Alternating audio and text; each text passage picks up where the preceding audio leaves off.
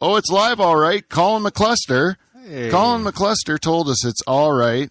We're going. Thank you, Colin. That's the best piece of information we've gotten from a listener ever on this show, because it makes me feel like I know what I'm doing here. Now we're ready, Kev. I'm watching it.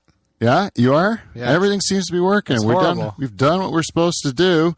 All we have to do is get this show on the road, and we actually have music back in the Dutch Hall. It's almost like we're a real show again. Oh. Yeah. Some of us even dressed up for the occasion, Kevin. And we have a great guest in the hall tonight.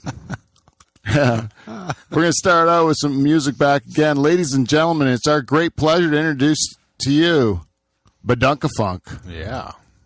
Come on, Kev. Clap for him. Yeah. There you go.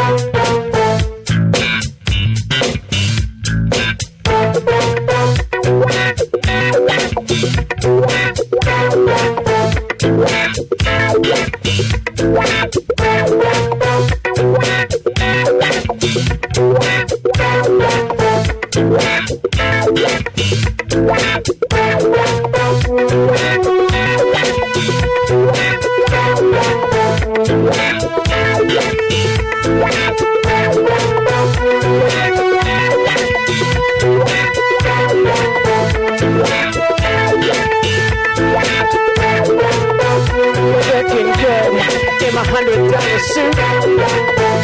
Looking fine in my $100 suit. Looking good in my $100 suit. Looking fine in my $100 suit.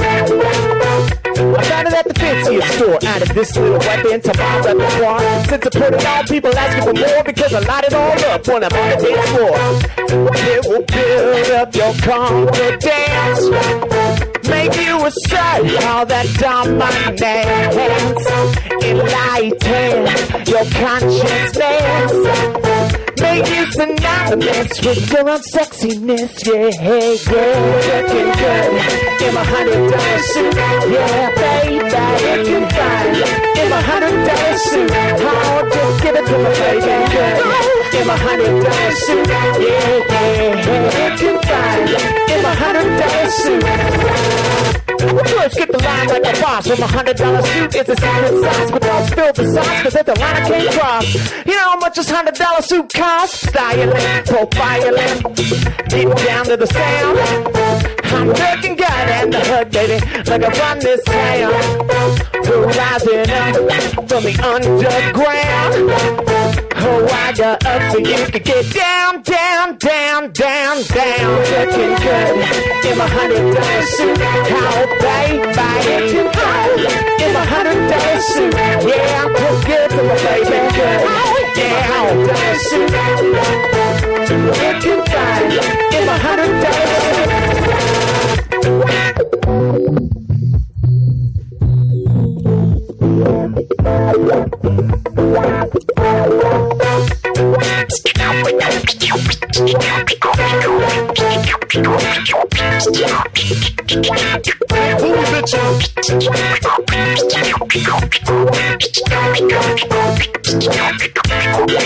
Big booty, big booty, big booty bitches.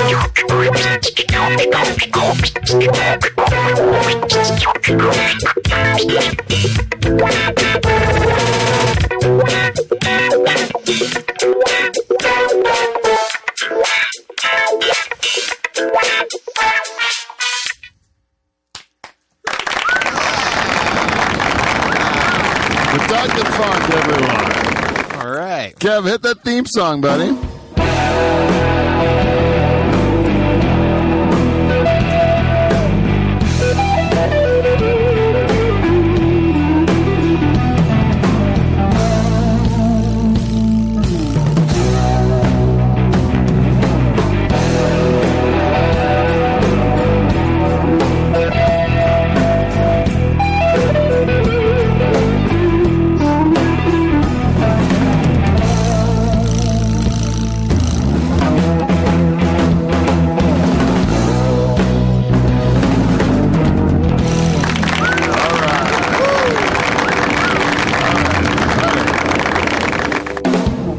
Welcome, everyone, to Pine Grove, to the Dutch Hall. We have a great show for you tonight. Badunkafunk opened us up with an excellent performance. Thank you. $100 suit, right? $100 suit. $100 suit, and we just have to introduce the rest of the cast here, which is a very short one. We just have to introduce the All-Star of Season 8, and he's off to an okay start for Season 9. Ladies and gentlemen, behind the board and behind the organ, Kevin Fingers Van Dunchen, everyone.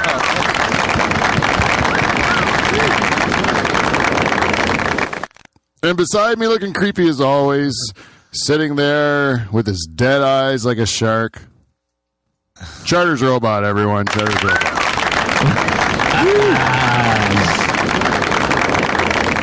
And me, I'm your host and two-time President's Club Award winner, Pete Van Dyke, everyone.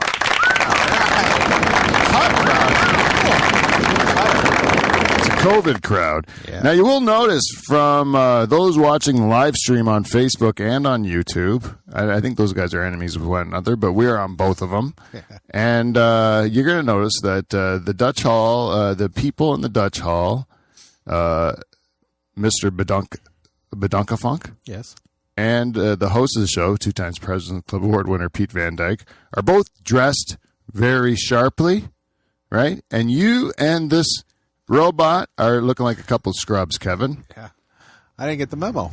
Yeah, you didn't get the memo? Did you not see the posting of who's on the show? I did. You know what? I'm not showing Badunkafunk the proper respect he deserves. I apologize. Oh, that's quite all right.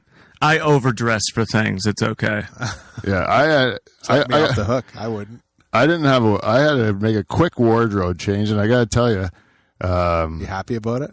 No, I'm not happy about it whatsoever. No, you look fantastic. Well, thank you. I feel very uncomfortable. I want to rip this tie off in the worst way. Just give it a loosen. All right, we'll give it a loosen. Yeah, just loosen. I'll loosen mine too. We're going all relaxed. Casual. It's like an episode of Mad Men. This is like a part of the wedding. Like after the speeches at the wedding, you can undo your tie a little bit, and then the bars open up. Yeah. And then the tie comes off and the tie's on your head. And, you know what I mean? Yeah, and then you pull your cock out. Whoa, you guys don't do that? Sometimes. I used to do it a lot more. It used to be a common thing. Like, it wasn't such a bad thing to pull your cock out. Like, it was, it was, but it wasn't traumatic. Like, now it's a source of trauma for people. You're in trouble. Yeah, that's true. Yeah. I mean, I'm sure you were a source of trauma back then. Everyone was laughing. Seemed fun. I didn't, but yeah, I don't know. There could have been somebody that just saw like a penis for the first time, and they were like, they were just quiet in the corner. I didn't notice them. Oh, they're like, wow, that's what they're all like. That's awesome. Yeah, man, I don't know. I just remember like a lot of times you'd be at a party and there'd be a dude naked, right in the '90s. Yeah. Wouldn't there just be like a naked guy in this corner, you know, and everyone's just having a laugh. Some dude swinging his dick around for no reason. Yeah, there's no social media, right? You could have your dick out. Totally. I think I got naked at a couple parties. Yeah. Yeah, and it's like there was no evidence of it. It was great. Now, back in the day, my God, you could do anything. Yeah, now people are people did do anything. Harvey Weinstein did things. Oh, everyone did bad things. Yeah, right. Yeah. Everything was bad. Right? Everything was terrible. Yeah. Yeah. Like, it's amazing that we know now in 2022 how bad everything was in like the 70s and 80s and 90s even. It was like that shows we've progressed at least. We've done something at least, right? Like we've because otherwise we wouldn't know. Because when we were doing bad things back then, and I'm saying we because like I can't say I'm innocent in any of it. We didn't know it was bad. Like we would sometimes say things like I remember as a child, you know, the eeny, meeny, miny, mo thing. Like I used the N-word. Oh yeah, yeah. And I didn't use it because I was a racist child on purpose. It was a poem. It was a poem I heard. I had no idea what the word meant. You know, it was something you heard. You just repeated it. You know. Yep. You know, eeny, meeny, miny, mo. It was supposed to be a tiger, I think. Yeah, I was definitely in the tiger generation. Yeah, the tiger was a good improvement to that one, I'll tell you. But it wasn't 20 times better than what our parents did. Yeah. Whatever, you know. Who knows what they did, you know? Yeah. I know even when I started at work, when I started in the workplace, like I was, this would have been like 96, 97, like 97, I think, 97. And I was amazed, you know, at how horrible everyone was. Like the moral fiber of some of these people, you know, it was terrible, you know. Do you have an example? Yeah, like lots of them. Like most of the people who like a lot of these old school like baby boomer kind of like you know, career guys, they like were chronic like Masturbators? like no fornicators. Like they would like they were like it was back like there used to be I always talk about this because it's fascinating to me. There was this game show in the 70s hosted by Bob Eubanks, who used to host the Newlywed Game. Do you remember the Newlywed Game? Yeah, is this the guy that Sam Rockwell played in that George Clooney movie? Like he was a CIA agent? Or No, something? that's the guy from the Gong Show. Oh, okay. That was Chuck Barris. Chuck Barris. Oh, That's it. really? Yeah. But this guy was Bob Eubanks. He did the Newlywed Game, but he also did this show called Three's a Crowd. Oh yeah. And it was you'd have the husband and wife and the secretary on, and they would bring them both away and ask questions about the husband. See who knew more? And see who knew more. And they'd always ask like double entendre sexual questions. Yeah. And then it would always come out that He's banging banging the secretary and the, you know, and the wife, of course, you know. Don Draper. Yeah. That Madman stuff, Yeah. like it's real. That's real life, you know? Yeah. Like that's how it really was.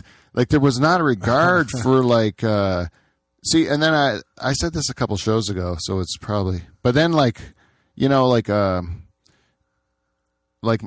our age, like my mom's age of people were the first ones to join the workforce, right? And then by the time we got there, we were realizing that these guys were all trying to fuck our moms, you know, like, and then it wasn't cool anymore. You know what I mean? Yeah.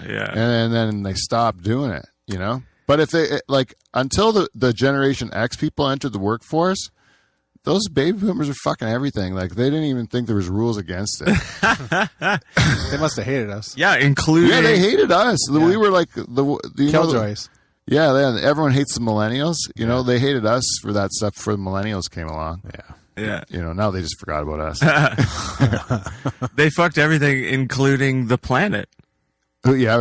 Yeah. Oh yeah, that it's a crazy generation. You know, Yeah. blind trust in institutions. Abundance. Yeah, an excess of everything, you know, and unprecedented prosperity, and like rapid inflation that helped them out. Like it's a million things that went their way, you know. Yeah. And they didn't have like until 2008 maybe was the blip in the road for them, and then but like mostly it's been till 2020, till the pandemic. It's been pretty much a free, easy ride for those baby boomers. Like no real wars, no real tragedy, you know, no hardship whatsoever for that whole generation, you know. Yeah. Can't think of one previous that didn't go through something, you know. I can even remember like my dad being like, "Why do you switch jobs so much?" Yeah. He just didn't fall into a job out of high school and stay there for 40 years. Yeah. It was, because back then it was like up to the employer to keep the employee. Yeah. Now it's up to the employee to keep the employer happy to keep your job. Yeah, I guess so. Yeah, I think it's changing though. There's a big power shift in as far as I hope, at least. I'm hopeful that because there's such a shortage of labor now. I think that the employee is going to have more power, and they'll start using the employer to get the life they want, rather than the employer paying the person to give up their life to live the life they want them to live. You know, Yeah. that's a tough sell anymore. You know, to anyone. At least, especially guys like me. Like it was a tough sell always for a guy like me. Like it stunk. Yeah. Every time they offered me money at my job, I'd be like to put up with more shit. I'd be like, "Can you quantify the shit?" And then I'll just like forego that amount of money. You know? Yeah. Like not to do the shit. What did you do before? I lent money to farmers, mostly farmers. But Like you I worked did, at a bank or something? yeah, like banks, and mostly like You're like a finances guy. excuse me, yes, I was a long time ago now. So like I'm probably pretty rusty, but Right. yeah, money. That was my. I got like a business degree at university, and then I went into finance. Crazy. Yeah, I was supposed to do it for 5 years, but it went too long, and then ended up doing it a lot longer. But it's over now. Yeah. It's over. It's like PTSD. You think about it. I saw a guy in khaki pants one time. No, it was like 3 guys at khaki pants at a restaurant, and I was just there to pick up food or whatever. And it was, swear to God, I was having like a. It was a whole- triggering. Yeah, it was Yeah. like it was a Vietnam flashback. Like we were really like, it was stressful just hearing their like Yeah. fucking boring banter back and forth about inane bullshit. You know, none of them would ever spend time with each other unless they were forced to under this lunch scenario. Yeah. You know? Oh yeah. Oh, it's brutal. Why'd you live your life like that? I, Sorry. You might be. Do you have a real job? I have a real job. Yeah. Do you like it? Unfortunately, I mean, it's not. I don't know. I'm working from home right now, so it could be worse. Like, Yeah. Do you notice a difference in the amount you work versus when you worked at home versus at work when you worked at work? You know what I mean? Like, Like, do you ever get to shut it off, or do you always kind of? oh yeah, I shut it off. Good. I'm like 5 o'clock. I'm like, boop, done. Like I'm shutting applications down. yeah, because you know what I find is like Because it's like at that point, I'm like, you can lay me off or fire me or whatever for leaving at 5. Like I don't. Yeah. yeah, I always thought every job I had, I always thought I could do what they wanted me to do in the 8 hours or whatever, except for manual labor where you got to do the same thing indefinitely with no reward or end. But is like I could do it in 2-3 hours. You know, like the rest of the day I'm fucking around, and it's like meetings and like telephone bullshit filler. It's like all like, you know, a bunch of crap. It's not really stuff you need to do. Yeah. The real work, you know, 2-3 hours tops a day, and then I'd rather, if I'm doing that at home, which I could do it anywhere, then why would you know, the rest of the day I could be doing stuff that benefits me? You know? Exactly. Yeah. Yeah. I mean, Actually, Yeah. that's what I did too. To be honest with you, when I was at the banks or whatever, I never give a fuck about them. I never really did because I was so I'd work on my own personal stuff while I was on there, but I was getting paid by them because nice. like I want me to be there for 8 hours, but I could Yeah. do it in 3. You know, so it was kind of nice because my wife had a business starting out, so I could work on that and then still get paid by them. That was kind of sweet. I forgot I did that because that was kind of sweet. Yeah. And I always tell my kids that too. I'm like, don't go work for somebody else and give your life to them. You know, you have to, like, if you're going to sell your life to a company, like, make sure you're getting what you want out of it. You know, you got to be, they're asking for a lot of you. You know, if they're asking for 40 hours of your week, it's a lot of your time. It's so much time. Yeah. Like, how does anybody get anything done with a job? Yeah. Yeah. That's a good point. It is You a good know, point, like- yeah. Yeah. It's so ridiculous. I know, it's funny. Like, I know sometimes if people that work night shifts, they'll be like, that's the time I can get stuff done because you're like awake during the day. Versus like normally if people work in the day, they get home around supper time, then they're kind of bush. They just kind of. Yeah. Whereas when he's on night shift, you have the afternoon where he's you're up and I found that when I did it. yeah. Yeah, you could stay up till noon if you wanted. Like, say you're done at 7, you could stay up till noon if you felt like it, or you could go right to bed and get up at 3. Yeah. My problem is when you get up at 3, you're kind of like you're waiting to go to work, and that sucks. Oh, Yeah. yeah. Like it'd be like getting up at 2 in the morning and you start at 8. Yeah. You're just waiting. That's like stand up though, because you're at night and you gotta wait forever. It's fucking over real fast. It's like Sex. It's like sex, yeah. Really is. Did you do stand up before? Yeah, I did stand up for many years. Yeah, a while ago. Yeah. Oh, really? In Hamilton? Yeah, in Hamilton. Yeah. Oh, yeah. Did we meet then? I don't know. Like, I don't think so. Oh, yeah. Yeah, I don't think so either. I know Yeah. I met you once in Delhi at the church. At the church. And then, I saw the Badunkafunk stuff online, so I knew you were doing stuff. Yeah. It's Yeah. been a while since I've been performing. I just like, I don't know. Stand up got, I don't know. It got too much. I didn't want to do it anymore. It wears at you, man. It does for sure. Yeah, they say it's a calling. If in order for you to endure the punishment of stand up, you have to think it's for something bigger than that. Yeah. And I find like with Not- the music, like I can still get into it even if there's 4 people there, you know. With stand up it's just brutal. Yeah. And like there's so much judgment. You walk on the stage and it's just like people are like, how dare you? Oh yeah. How dare you take that microphone and start speaking into it? It's like instant feedback too, right? Like Yeah. you know. Oh, yeah. Totally. But the people who will come to a show and they're almost mad at you, like they doubt that you're funny. Yeah, Like, yeah. how dare you go up there? Yeah, like, and they're like tempting you, like, go ahead, try it. Yeah. Yeah. And like, what the fuck is your problem?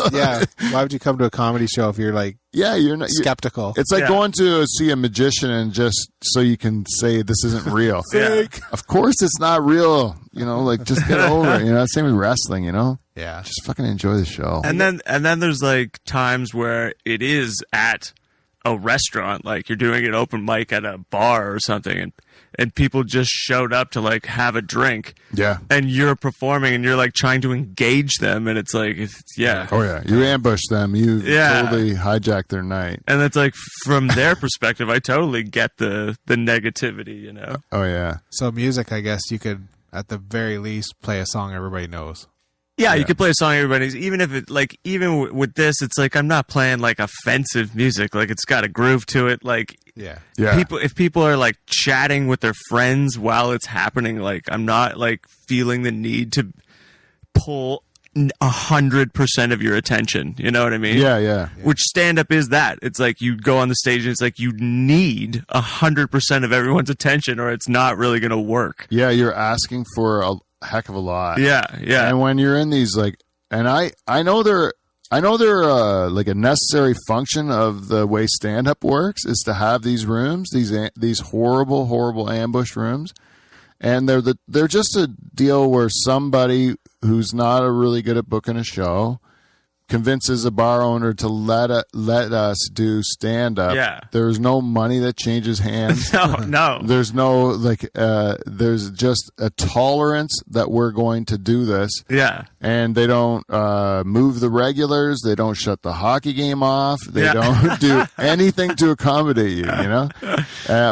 But there's a function to those rooms as far as like, if you make it work, if you make a joke work there, it's a joke worth keeping, you know? Like it's a, Yeah. you know, but the fact that that they have to exist, I don't know. I don't know if I can agree with that because they're so terrible. Like, I mean, they set every comic up to fail. They make comedy look bad. Yeah. Like they make it look worse than it should be.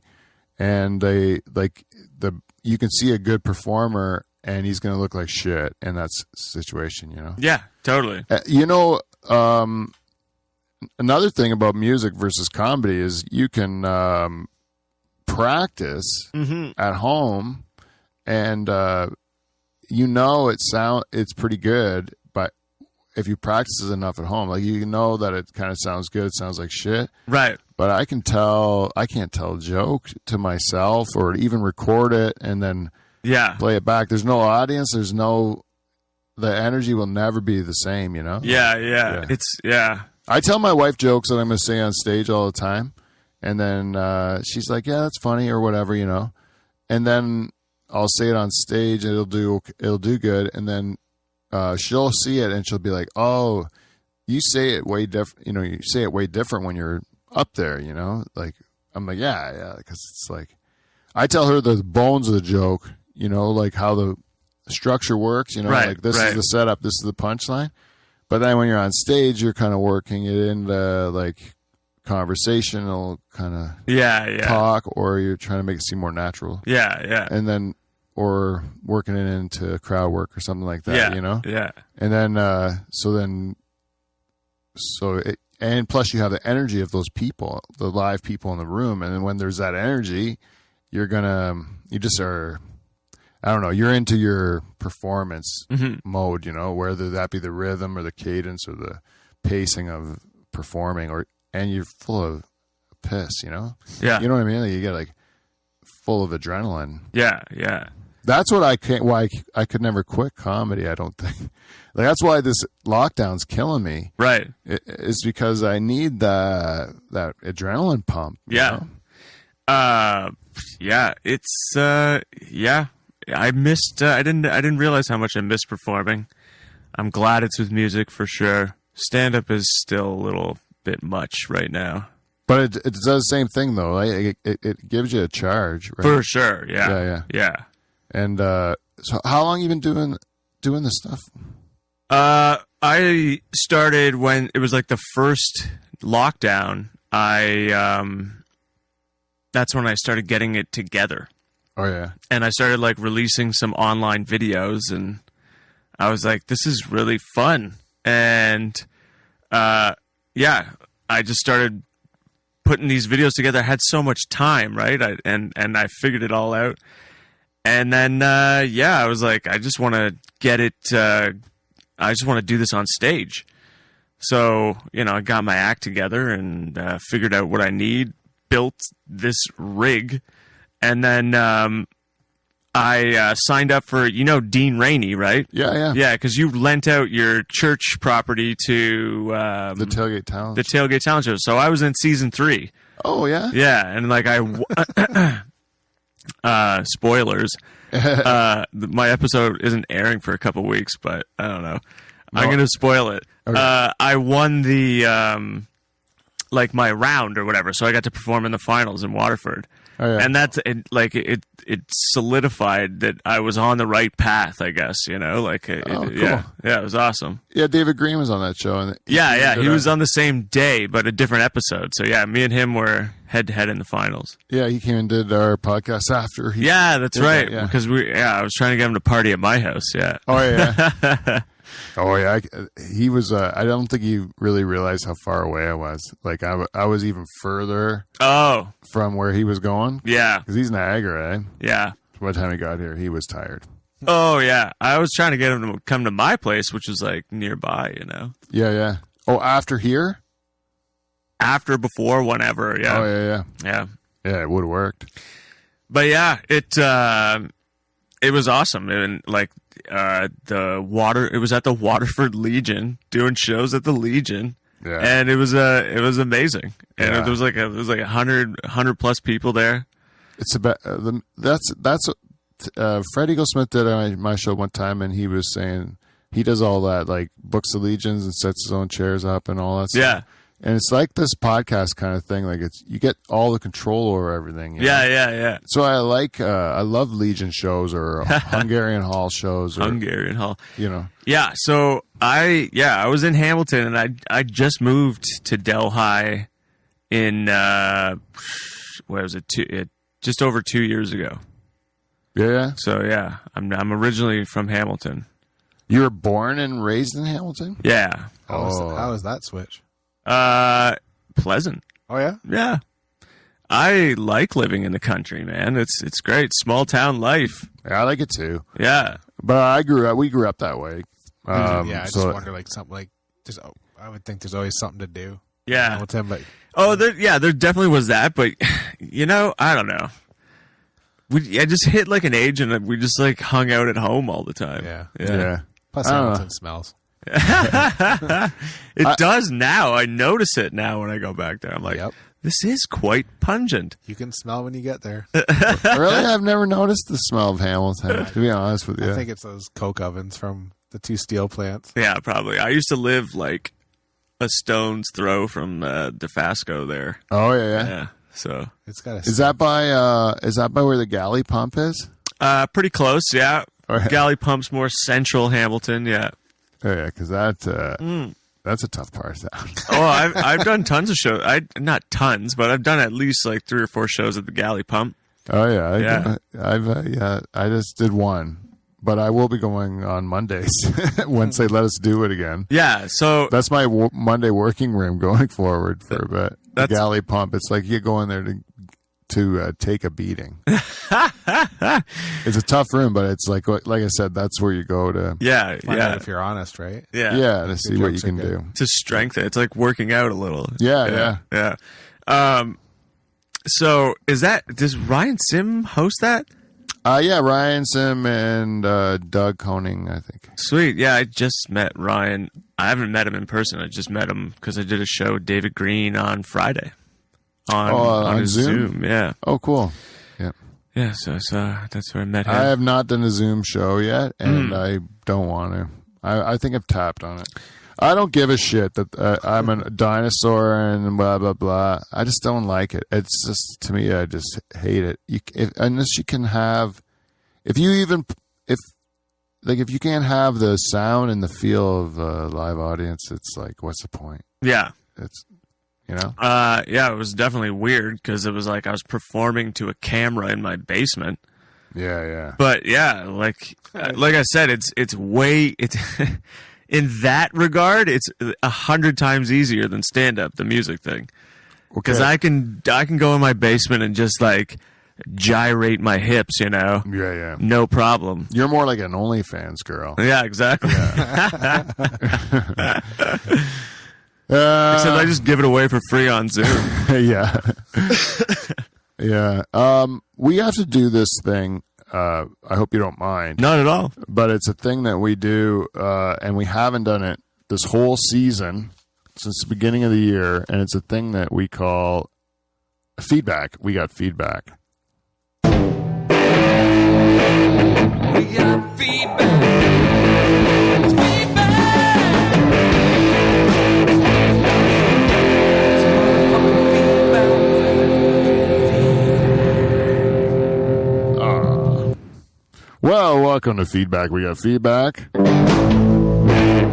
This week's segment is brought to you by, you can listen to the ads at the beginning of the show whenever I put those up because I'm not going to bore you with it.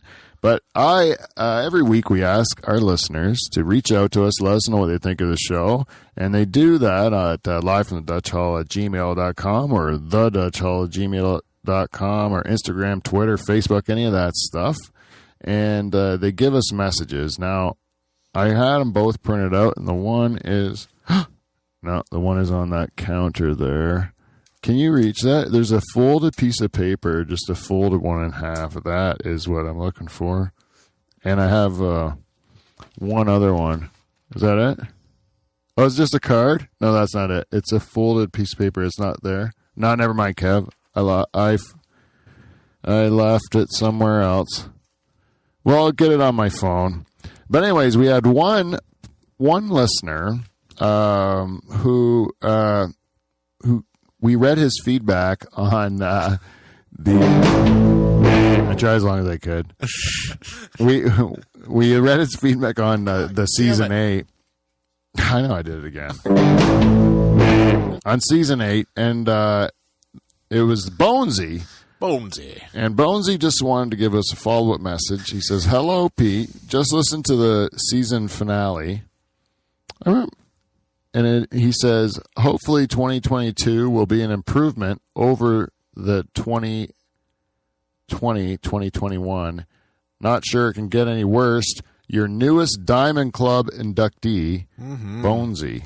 And so thank you to Bonesy there. And we have one more piece, which I, for the life of me, cannot figure out. It's from our queen, Kevin. Oh, Jen. That's what I mean. Yeah. And it's just, there it is. There it is.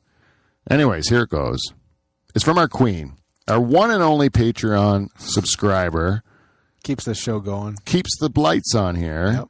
And without her, we'd be nothing. Anyone else, if any of you listeners were such cheap pricks, you would at least give $5 on Patreon. But no, Jen does it. Yeah. She gives $5. She gives more. I'm She's not a gonna tell good you woman. that. She's a good woman. Our queen. Anyways, she says, still listening. Hi, Pete. Happy New Year. Congratulations on 8 seasons, and thank you. I hope all goes okay with your chemo. Okay. That's where I was like, I don't remember saying anything about chemo, but you're not the only person that said this. Kevin says someone else said it to him as well. And I don't remember what I said that would make people think I'm going to undergo chemo, but Kevin said I was going to lose my hair. Yeah, because he said it might come back curly. That I remember. Yeah. And that's because eventually, with this cancer that I have, I may eventually, the treatment will be chemo, but I don't have to do it yet. I have to eventually do it. Now I have to just wait until my body deteriorates enough to warrant the chemo making me even worse. So you're not doing chemo? Not currently, no. No appointments for chemo? No appointments for chemo either. I just have to go for my waitful watching appointment.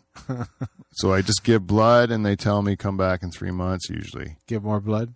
Yeah. Then you're set free? And then in those 3 months, funky shit happens to my body. Yeah. And I grow lumps all over places and then they go away. Yeah. And then I get there and they're like, you're doing great. And then I go away again. You're like, you should have seen. Yeah, 2 2 weeks ago, I had fucking lumps on my head. Yeah. They're like, whatever, they're gone now. And I'm like, okay, go back to living your crazy life. We'll see. That's honestly what they do. Wow. Now they put it off because of COVID. That's good she cares, though. Well, it is good she cares, Yeah, Kev. man. I just don't know why. I don't want to give people the wrong impression. No. I'm listening. I'm still listening and have been enjoying the conversations with the regular crew and with Joe and Michael Moses. Ooh. She's like Joe got positive reviews here. I've never heard that. No. She didn't say he was likable. No, she said she's been enjoying the conversations with Joe. Yeah, but that doesn't mean she likes him. What did you think about that when Joe was in here? Didn't you think he was like a difficult to control child that day? I thought. Well, there's Very excitable. I found because there's another comedian, an actual real comedian, Moses, and you, another real comedian. He was kind of like We ganged up on him a little bit before the show. I wish they would have. We would have recorded the roasting of him that we did. Yeah. Remember where he kept trying to say something serious and we just kept interrupting him with things that were horrible about him. His small penis and Oh, it fat was such a belly. long list. It Yeah. was such a fun list. Yep. Anyways, it wasn't on the air, but Let me tell you, it was really good. it was great. Yeah. It was great. What you guys don't know is that this shit that we put out to you is the worst stuff. It's the before and after. It's Minus the musical performance. really, today. that was great. That was great, Badunkafunk. That was good. Yeah. That was great. Thank you. I like all of your goals for this year, and I hope that you get your bartender and your band back together. Ooh. Keep up the good work, Jen. Now, thank you, Jen, our queen. Now, I have to tell you, God himself came on our program and said we need to get the band back together. You did. And now our queen says we have to get the band back A together. royal proclamation. I think we got to get the band back together, Kevin. I think we should. So, Let's go knock on doors. okay, we have to do it. We're adding it to the season. We're going to have to do this. If you were in the nocturnal emissions in the past, be expecting a phone call. We're going to be starting bothering you on this program. We have no choice. We're going to get the band back together Yep. some way. All right? That's just what's going to take. Oh, God. Who do you think's going to be the toughest to get? I'm afraid of what'll happen with Wes if he doesn't want to. Whiskey Wes? Yeah. Yeah, I don't know.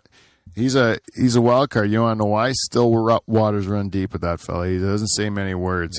What he does is he thinks deeply, and and God only knows. But if I know Whiskey Wes, if we're going to be, if we're not just getting the band back together, for willy nilly. Yeah. If we're getting the band back together to kick some ass, he's in. then he's in. Yeah. Right? And I got to tell you, this has been something that's in the works. I got to tell you, it's not just Jen and God. It's something that I've wanted as well. And we have reached out. I have reached out to the band Ooh. to gauge their interest. How's that going? To come back on the show, I don't know about on the show, for any sort of regularity. But to do some dates, like to do some actual live shows once they let us start doing shit again, Oh, yeah? I have a commitment from most of the that's pretty nocturnal cool. emissions. Most That's of the awesome. nocturnal emissions for a number of, and then I actually went out and I approached the bus driver No kidding. and said, "Would you drive an RV again if I lined up a few places Road dates. and road dates?" Because that was the most fun when we did that tour. And because it's the most ridiculous thing, like we were a podcast for like maybe a year, and we had a semblance of a house band. We didn't have much. We didn't even know how to put on a show really at all. Like it was embarrassing looking back. But we rented an RV and went to Orangeville and Leamington They took her on the road. to do shows in people's houses. And the one guy actually let in, like there was listeners and people that came that he didn't know in his own house. And one of our listeners actually ended up passing out in his bedroom in his wet underpants because he was in his hot tub before that. Oh, I thought you. So, anyways, it was such a fun tour. Should have had a shirt made up. Yeah, guys Tour will go. dates. Guys will go like on a weekend with their friends to like a NASCAR race or Yeah. like a football game or something like that. And you think about what you spend on that, right? Yeah. And then we just took that same amount and spent it on this bullshit tour that we did. But the entertainment you provided, you did a service. Oh, it was so fun. It was so fun too. Like I remember one point, Michael's drumming, and some principal that was at the show is like sitting on his lap, like it's a lady principal. Yeah. Oh. And she's and he's like holding her hands with the drumsticks and drumming, Yeah. for the song. It was just so fun. It was just laugh, it's just like it's the best. So that's what I want to do again this year. It's like something that doesn't make any fucking sense at all. Like just rent a thing, find people that are willing to let you do your show. But this time the show will be better. And this time I know better venues too that'll let us do it. Please keep me informed. I really want to do more shows around Norfolk, so Oh, around Norfolk? or anywhere. Yeah. Why? What were you thinking? Oh, I'm going to be leaving for Australia. the tour. Oh, No, Australia? not Australia yet. God damn it. But we can get it. Like, Emil said we got his couch. I'm pretty sure. He sent a picture of it. Yeah. It did look like a bunch of pussies, didn't it? It did. Yeah, but anyways, we are basically starting this podcast just to find couches around the world that we can sleep on because we will go anywhere. But I was thinking like I do want to do Interkip because Interkip where's Interkip? Is that by Barry? No, Interkip's by Woodstock. Oh, okay. Yeah, it's out that way, and because I want to have my buddy Joe Batello perform in Interkip. Good idea. As part of that one, because that would be great. Because he's been trashing them on our program for a lot. Interkip? The citizens of Interkip, and so we have listeners from Interkip. And I would like to bring that conflict together. Sweet. What I'd actually like to do is this has been a dream of mine, and I know Joe will never find out about this because he only listens to the stuff he's on, is I want to have a show like maybe around here, but we get a bus of people from Interkip to come down. And then I hire Joe to headline the show. I show that I have confidence in his act and all this stuff. Yeah. Like I totally lie to him. And then and then I book him as a headliner, but the crowd's enjoying the host, they enjoy the middles and everything. Then the headliner comes out and they're totally on the whole bus ride down. I'm just playing them clips of like what Joe trashing them and coaching them how to like ruin Joe's night. Coaching them. Yeah. Just so that, and then totally no word to him at all. Just set him up for this horrible fail. Like this is a fantasy of mine that I would rank with a sexual fantasy. You know, that's how much joy it brings me to think about, to bring that bombing on. And this is something that he does to himself all the time, and I could just wait around, go to some shows with him and watch him bomb terribly too, and not have to go through any trouble, something he's doing to himself. It'd But be fun to be the architect, though, wouldn't it? yes, that's what I think it would be fun. The scheming is The what scheming. the scheming. Plotting. Plotting. Yes, I like that stuff. Bringing a plan together like Hannibal. Jigsaw killer. George Papard. Get you a big Who's cigar. the Jigsaw killer? The dude from Saw. Oh, I didn't watch Saw. Oh, It's yeah. too scary. It's Yeah. too scary? I don't You like ever watch scary it? movies, man. Oh, really? Do you You like ever watch scary 18? movies? No. You know what movies I hate more than scary movies, though? He said it's serious too. Did you see us? Yeah, and then quickly change the subject. No, moving on. Don't talk about scary movies. Is those fucking Fast and Furious movies stink, too. Never yeah. watched one, but they look awful. I've I never mean, watched they it either. didn't. They never really claimed to be good. No, They're just like, they're for, yeah. I actually, douches, eh? Yeah, like car people. Yeah, Yeah. Yes, I like- do like the Rob Zombie. I don't know if they're scary movies. They're considered scary, but I do like those ones. Like the House of a Thousand Corpses and the Devil's Rejects. I thought they're, I don't know if I they're didn't see him either. No. Sounds scary. more like Texas Chainsaw. Massacre. I watched. What's the one? Them? Is it Them? Is that the Jordan Peele one? Jordan Peele. He does that. He did that horror movie, and is where like Us? Us. Is it Us? Us. Is that the one? I think so. So where they yeah. made the black people like where like rich white people would take over black people's Oh, bodies. that was You know that movie? Yeah, I know that That movie. was supposed to be scary though, right? It was, yeah, but it wasn't scary. It wasn't scary to me at all. No. I thought that was fine, that movie. Yeah. I liked it. Yeah, it was all right. You know what I like? To be honest, my favorite kind of movie, as it turns out, double cross movies. You know? Double cross movies. Yeah, where everyone double crosses everybody. And Right. you'd think you know. I just watched an old movie with like I don't know even why I watched it, but it was like Audrey Hepburn and See? Cary Grant Oh yeah. and what's the guy's name? James Colburn and Rock Hudson. George Kennedy. You know from Naked Gun. Oh, yeah. You know the partner of Leslie Nielsen. The old detective. Yeah, George Yeah. Kennedy. Isn't his partner O.J. Simpson? He's one of them. It was okay. it was him and the partner was George Kennedy, and then like Norberg was OJ, and he was okay. like the third wheel kind of Oh, okay. comic relief. Comic. That's what Okay. OJ's famous for. Yeah, OJ's famous for comic relief. Yeah, OJ. He's If in I there. did it.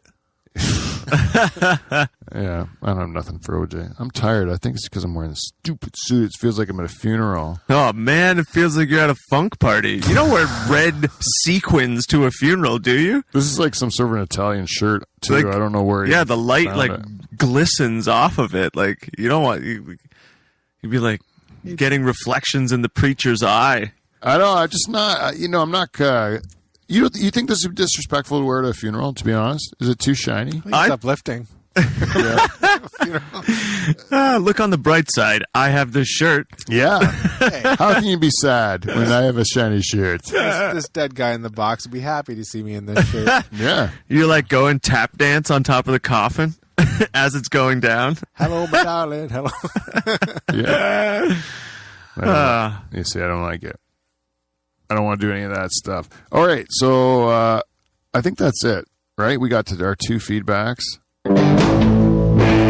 And that is a successful, and we got sidetracked. That's a successful feedback segment. So if you'd like to... I want to do a feedback. Gotta That's get so permission, fun. but yeah. Yeah. That's an asterisk power thing. Yeah, that he yeah, had? yeah. You pointed. Yeah, because I gave the point. Yeah. I like it, Kevin. Yeah, you can have them have it. You I'm can sorry. have I it. didn't mean to. I was halfway through the click. I was hoping for a point at that. So we have a couple of things to do before we end the show. Thank you very much for coming in. It's been great to have you. Yeah, thanks for having me, guys. So we have 2 bits, Dan, and then we'd like to ask you to play another song. Definitely. We have either the news of the week or a robot jokes. And the robot wrote us jokes 2 weeks ago because he wanted to show he was contributing to the show. And the other one is just simply jokes that are ripped from the headlines. Ooh. So those are your two choices. I wish we had Jeff. Yeah. Let's go. Robot jokes. Robot jokes. All right. So I would say these jokes are have not been screened. Okay. They've been written by the robot and handed to me. Right. I have no. Your line producer didn't go over them first. I have not screened these, vetted these jokes in any way, and I do not endorse the jokes That's important of to say. Robot Dave. You know, these are definitely just his jokes, and I do not know what's going through his head. Okay. I don't want to start with that one. Okay, why did the father of 4 children wrap himself in duct tape during the most recent lockdown? Oh, why? To keep himself from murdering his family. Oh, he likes them. Oh. He likes them. That is outrageous. It sure is. What is more believable, that all of these public restrictions of our freedoms are necessary, or Doug Ford can wipe his own ass? No. That's wisdom. What's the difference between Doug Ford and Adolf Hitler? Wow, he's got to think for. Wow. He's really gone after Ford here. What is the difference? At least Adolf Hitler gave you a train ride before imprisoning you. Whoa. Jesus. That one's borderline. Oh, well, hey. Wow. Why did the master of industry start painting pictures of the queen with his penis? Why? It was either that or noose tying. He tried every other mind-numbing distraction from the emptiness of life. Charlie, are you? Poor bastard. I think he's. okay? Are you okay, buddy? Don't live your life in regret. Another Doug Ford joke. You want one? Yeah. What's the difference between Doug Ford and a date rapist? Oh, my goodness. A date rapist will get you drunk before he fucks you. No. And what's the difference between Justin Trudeau and a huge talking pussy? What could be the difference? A huge talking pussy is less of a huge talking pussy. Sure is. I like that one, Dave. I like Good job. He ended strong on that one. Well, that's it for robot jokes. If you'd like to, people at home, if you'd like to, reach out.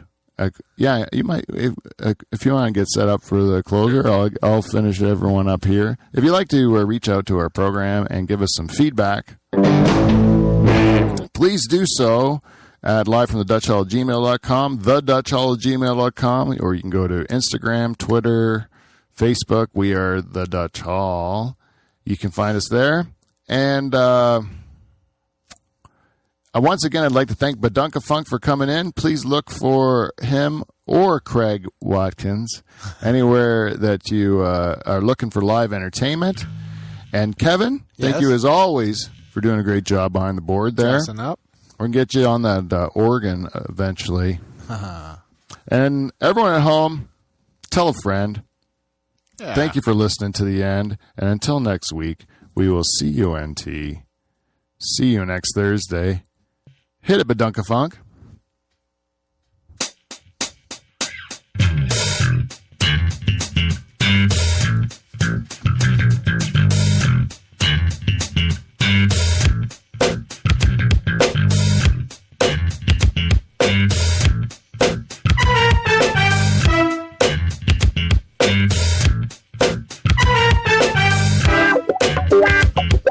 Wow.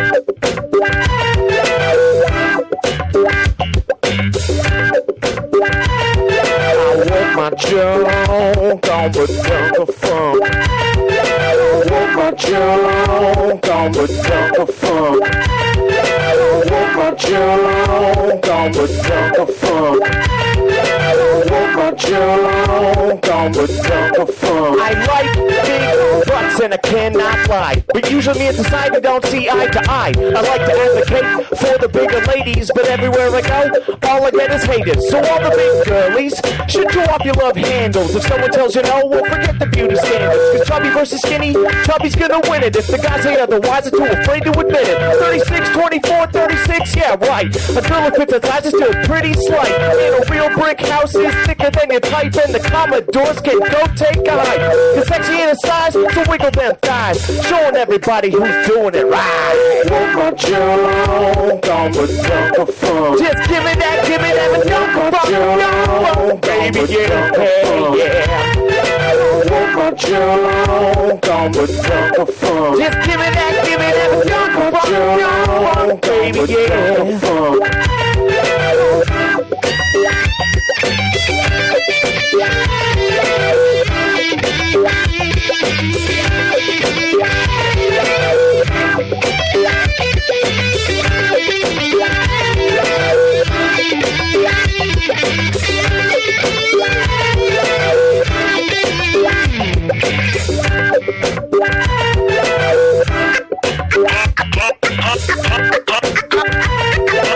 Oh my God, Becky. Look at her butt. Oh my God, Becky. Look at her butt.